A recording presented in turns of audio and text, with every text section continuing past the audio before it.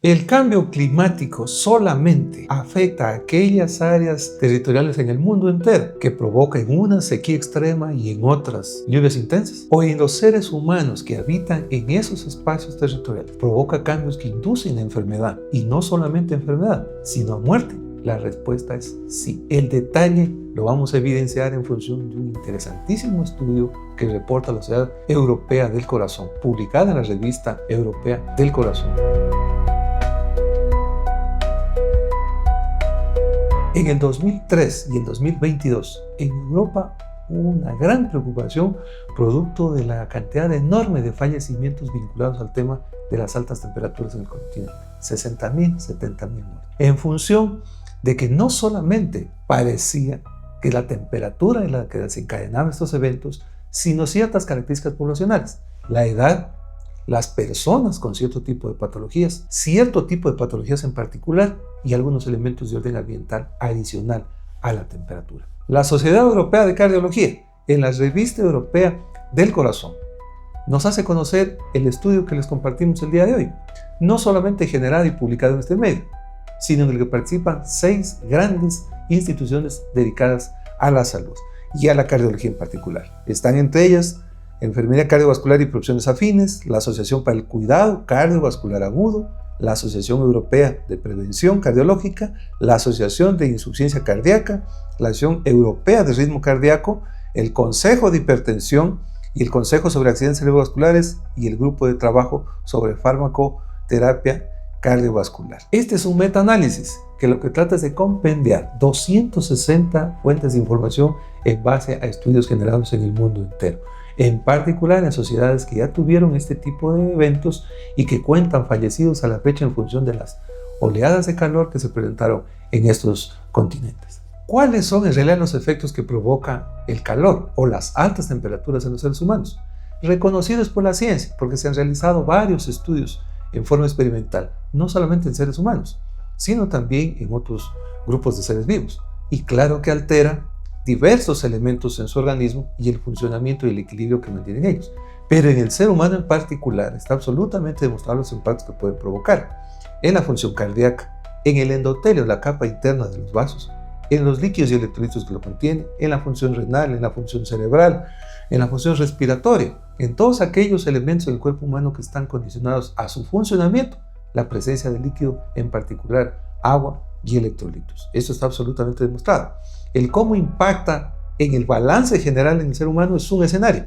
El cómo impacta en aquel ser humano que tiene una patología, una afectación cardíaca, hipertensiva, renal, es otro escenario.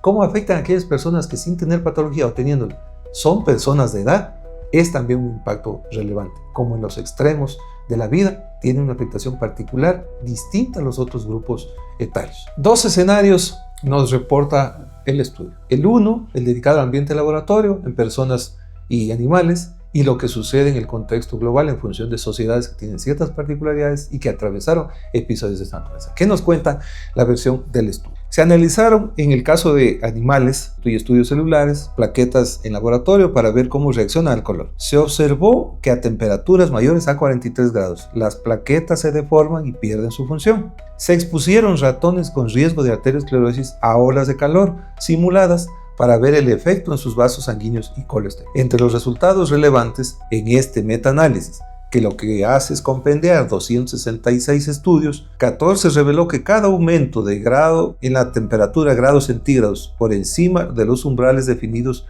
por el estudio aumentaba la mortalidad en eventos cardiovasculares por cualquier causa en el 2.1%, observándose mayores riesgos de ictus en el 3.8%. Se reportaron riesgos adicionales de arritmias, paro cardíaco extrahospitalario. Se observaron mayores riesgos en mujeres mayores de 65 años residentes en climas tropicales y poblaciones de países de ingresos medios y bajos. Hay un determinante que es fundamental tomarlo en cuenta en todas las sociedades. El elemento que tiene que ver con la contaminación ambiental. La sola elevación de la temperatura en personas sanas provoca un efecto. La sola elevación de la temperatura en personas enfermas, un efecto más significativo, en personas de edad y en personas que toman cierto tipo de medicamentos es más significativo aún. Pero aquellos elementos que tienen que ver con la contaminación ambiental son un adicional al riesgo del efecto que provoca. Es así, los incendios forestales provocan una contaminación particular por el grado de combustión de ciertos materiales, elementos que se encuentran en el aire, y esto lo hace más nocivo, más tóxico para población sana y para población enferma. La micropartícula, menores a 2.5 micras, que pueden contener este particulado en el ambiente, provoca por sí problemas arrítmicos en aquellas personas que no tienen patología alguna. En aquellos que ya tienen una afectación de orden cardíaco y sumado a esto a la edad y a la deshidratación, provoca un efecto letal en esa población. Es indispensable entender cómo funciona el cuerpo humano respecto al calor y por qué entonces hace tan nocivo a la presencia de una fuente de calor externo con temperaturas ambientales. El cuerpo, por su naturaleza, para poder funcionar, tiene un metabolismo interno que está condicionado a los alimentos que consume, que es energía química. Estos tienen la tarea de transformarlos por su metabolismo en energía cinética, en energía térmica, para mantenerse abrigado, poder realizar el trabajo. Cuando esta temperatura sube, producto de su propio metabolismo, él tiende a eliminar calor y lo hace básicamente a través del órgano más grande del cuerpo humano, la piel, mediante la sudoración y la evaporación del sudor. Cuando esta combustión interna, este metabolismo, hace que se produzca calor y él trata de eliminarlo, y del exterior hay una fuente de calor todavía más significativa, que no permite una elevación, una eliminación mayor o eleva más su temperatura, entra en colapso.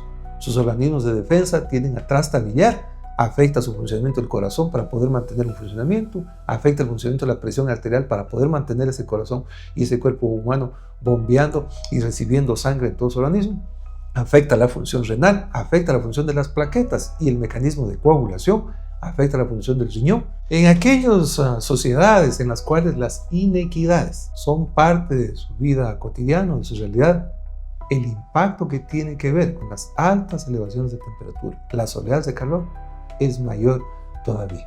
En función de que aquellas personas en estado sano, con patologías o de edad, o que se les suma contaminación ambiental y no tienen las medidas compensatorias para estos estados, tienden a desfallecer. Con lo citado ya en el estudio, usted en su entorno, en su ambiente, en su familia, en su barrio, en su sector, ha identificado cómo prevenir, cómo poder reaccionar frente a eventos que tienen que ver con el incremento desmesurado de la elevación de temperatura o oleadas de calor.